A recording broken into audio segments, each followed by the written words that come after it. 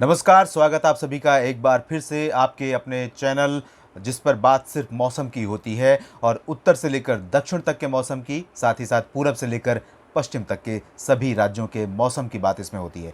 सबसे पहले आइए जानते हैं कि इस समय देश के अलग अलग क्षेत्रों पर मौसमी सिस्टम कहाँ पर बने हुए हैं और उन मौसमी सिस्टमों के कारण बादलों की क्या स्थिति है और उसके बाद बारिश की संभावनाओं की चर्चा करेंगे। इससे पहले आपको बता दें कि बीते 2-3 दिनों के दौरान जिस तरह से प्री मानसून की गतिविधियां देश के कई राज्यों में हुई हैं, उससे बारिश में जो आंकड़े में कमी थी 43% की, उसमें सुधार हुआ है 10% का और अब देश में प्री मानसून सीजन में 33% की कमी रह गई है। ये स्थिति अब तक की है। मौसमी सिस्टमों की बात करते हैं। आप देख सकते हैं WD उत्तर भारत में कमजोर होकर आगे बढ़ गया है, लगभग इस समय लद्दाख के पूर्वी क्षेत्रों के ऊपर है और इसी वजह से उम्मीद यह है कि अगले 2 दिनों तक मौसमी हलचल पहाड़ों पर काफ़ी कम हो जाएगी।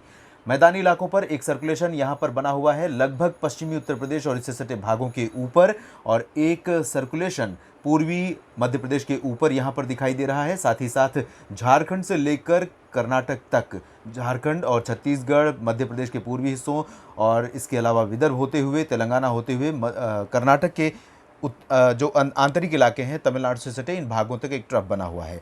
इसके अलावा मौसमी सिस्टमों को आप देख सकते हैं, एंटी साइक्लोनिक सर्कुलेशन अरब सागर में है, बंगाल की खाड़ी में एक सर्कुलेशन बना हुआ है और असम के ऊपर भी एक सर्कुलेशन यहाँ पर सक्रिय है जिसका प्रभाव पूर्वोत्तर भारत के मौसम पर दिखाई दे रहा है। और इन स्थितियों में बादल इस समय उत्तर भारत में हल्के बादल जरूर पर्वतीय इलाकों पर है, लेकिन अभी ताज़ा स्थिति है और कल आपको यहाँ पर बादल नहीं दिखेंगे।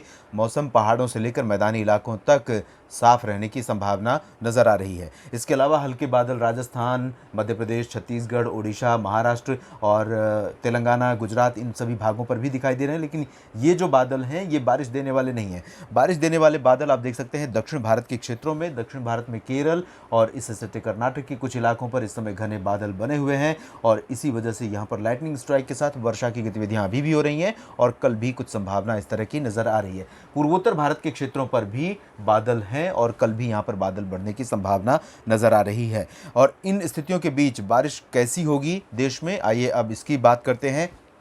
गिलगित बाल्टिस्तान में कुछ इलाके ऐसे हो सकते हैं जहां पर हल्की बूंदाबांदी कल सुबह के समय हो सकती है। अगले 24 घंटों के दौरान अब से लेकर उसके बाद मौसम साफ रहेगा। गिलगित बाल्टिस्तान के शेष भागों के अलावा जम्मू कश्मीर, लद्दाख, हिमाचल प्रदेश और उत्तराखंड का समूचा क्षेत्र बारिश से मुक्त रहेगा अगले 24 से 36 घंटों के दौरान 19 और 20 अप्रैल की दोपहर या शाम तक।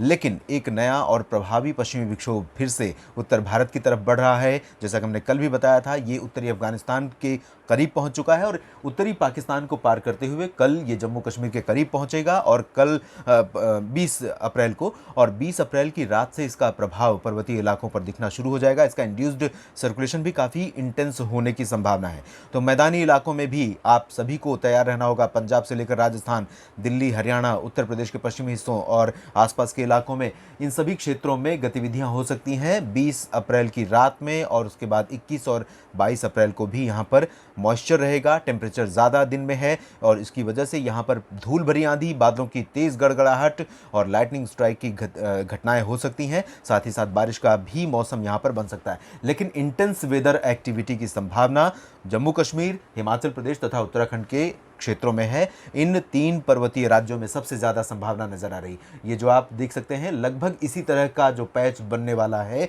21 और 22 अप्रैल को बहुत अच्छी एक्टिविटी हो सकती है। 21 अप्रैल को इंटेंस एक्टिविटी की संभावना है, 22 अप्रैल को भी संभावना है और 20 अप्रैल को भी बारिश की गतिविधियां रात में, शाम को यहाँ पर देखने को हमें मिल सकती हैं। तो ये स्थिति रहेगी। फिलहाल अगर मैदानी इलाकों में हम कल की बात करें, यानी 19 अप्रैल की बात करें, तो लुधियाना, अमृतसर, पटियाला, फिरोजपुर और फरीदकोट, श्री मुक्तसर साहिब से लेकर करनाल, अंबाला, कुरुक्षेत्र, यमुनानगर और रेवाड़ी, महेंद्रगढ़ समेत पलवल, गुरुग्राम, फरीदाबाद समेत जो हरियाणा का समूचा क्षेत्र है, दिल्ली NCR का क्षेत्र है और पश्चिमी उत्तर प्रदेश का इलाका है जिसमें आगरा, अलीगढ़, मथुरा और मेरठ, मुरादाबाद, बिजनौर, सहारनपुर, बरेली, शाहजहांपुर, इन सभी क्षेत्रों में मौसम साफ रहेगा। चूरू, गंगानगर, भरतपुर, अलवर, झुंझुनू समेत बीकानेर, बाड़मेर यानी राजस्थान के लगभग सभी क्षेत्रों में मौसम साफ रहेगा। हालांकि यहाँ पर कुछ बादल आ सकते हैं दोपहर के समय में और इन बादलों के साथ थोड़ी बहुत धूल भरी आंधी की गतिविधियां होने की संभावना रहेंगी अलवर और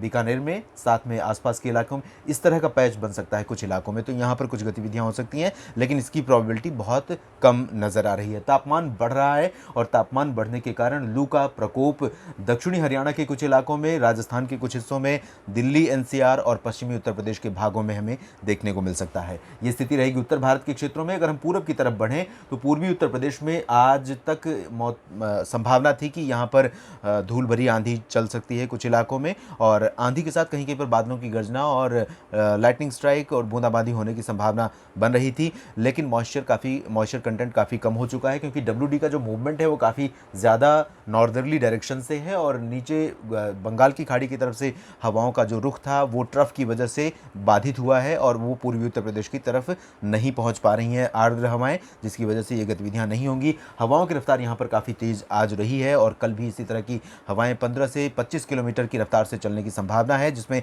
लखनऊ से लेकर शाहजहांपुर, लखनऊ से लेकर पूर्वी उत्तर प्रदेश की हम बात करें तो लखनऊ, कानपुर, बांदा और अयोध्या, प्रतापगढ़, प्रयागराज, वाराणसी, गोरखपुर, बहराइच, बस्ती, गोरखपुर, बलिया, आजमगढ़, इन सभी क्षेत्रों में हवाओं की रफ्तार 15 से 25 किलोमीटर के आसपास रहने की संभावना है, यानी लू जैसे हालात बनेंगे तापमान बढ़ने की वजह से। और बिहार में भी यही मौसमी स्थिति अगले 24 घंटों के दौरान संभावित है। 48 घंटों के दौरान भी इसी तरह का मौसम हमें बिहार में गया, पटना, दरभंगा और भागलपुर समेत सभी जिलों में, सभी शहरों में नज़र आ रही है। इसी तरह की संभावना बने रहने की संभावना है यहाँ पे।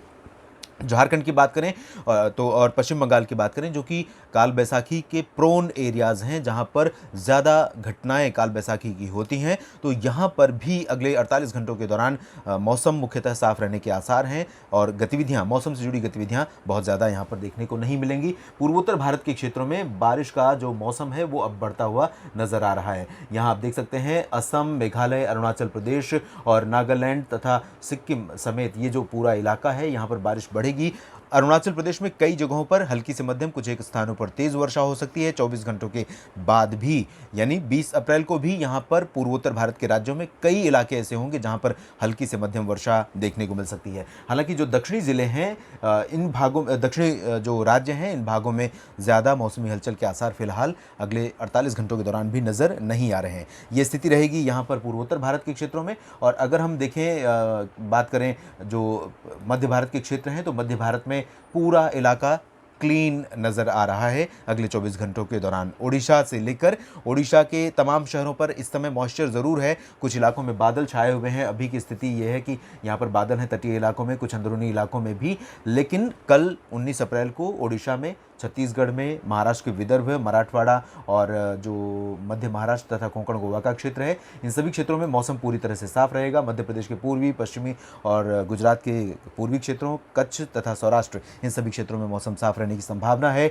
गर्म और शुष्क हवाएं पश्चिमी और उत्तर पश्चिमी दिशा से इन सभी राज्यों में चलेंगी। तापमान बढ़ेगा। लू का प्रकोप विदर्भ से लेकर मध्य प्रदेश और गुजरात के तमाम क्षेत्रों में हमें देखने को मिल सकता है। दक्षिण भारत की तरफ अगर चलें तो यहाँ तेलंगाना में आप देख सकते हैं आसमान साफ रहेगा। उत्तरी तटीय आंध्र प्रदेश में और उत्तरी आंतरिक कर्नाटक के इलाकों में भी मौसम साफ रहेगा। लेकिन दक्षिणी आंतरिक कर्नाटक, रायलसीमा में और तमिलनाडु में कुछ स्थानों पर हल्की वर्षा की गतिविधियां अपेक्षित रहेंगी अगले 24 घंटों के दौरान। और तटीय इलाकों में दक्षिणी तटीय कर्नाटक तथा केरल के समूचे क्षेत्रों में काफ़ी अच्छी एक्टिविटी अपेक्षित है अगले 24 घंटों के दौरान ही नहीं, बल्कि उसके आगे आने वाले दिनों में भी 20 और 21 अप्रैल को भी इसी तरह का मौसम यहाँ पर बना रहेगा। और कोचीन तथा त्रिवेंद्रम, एक्सट्रीम जो कोस्टल रीजन है, त्रिवेंद्रम से लेकर उत्तर में तमाम जगहों तक हल्की से मध्यम वर्षा की गतिविधियां, कुछ एक स्थानों पर तेज़ बौछारें, इंटेंस स्पेल कुछ समय के लिए यहां पर हमें देखने को मिल सकता है।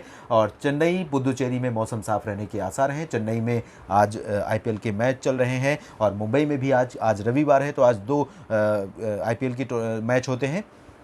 इस समय दोनों स्थानों पर मैच चल रहे हैं और मौसम पूरी तरह से साफ बना हुआ है। कल भी मौसम साफ रहेगा। चेन्नई में कल जो मैच खेला जाएगा उसमें मौसम की तरफ से कोई व्यवधान होने की आशंका नहीं है। लक्षद्वीप और अंडमान व निकोबार द्वीप समूह में भी मौसम साफ रहने के आसार नज़र आ रहे हैं। इसी तरह से लगातार मौसम की हलचल पर मैं रखूंगा नज़र और आपको करता रहूंगा सूचित, आपको अपडेट करता रहूंगा। आप बने रहिए इस चैनल के साथ और अगर अभी तक आपने इस चैनल को सब्सक्राइब नहीं किया है तो कृपया ज़रूर इसे सब्सक्राइब करें और जो बेल आइकन है उस पर भी क्लिक करें ताकि हर अपलोड की जानकारी आप तक पहुंचे। और वीडियोस को अपने ग्रुप्स में अपने लोगों से शेयर करें ताकि मौसम से जुड़ी जानकारियाँ लोगों तक लगातार पहुँचती रहें। धन्यवाद।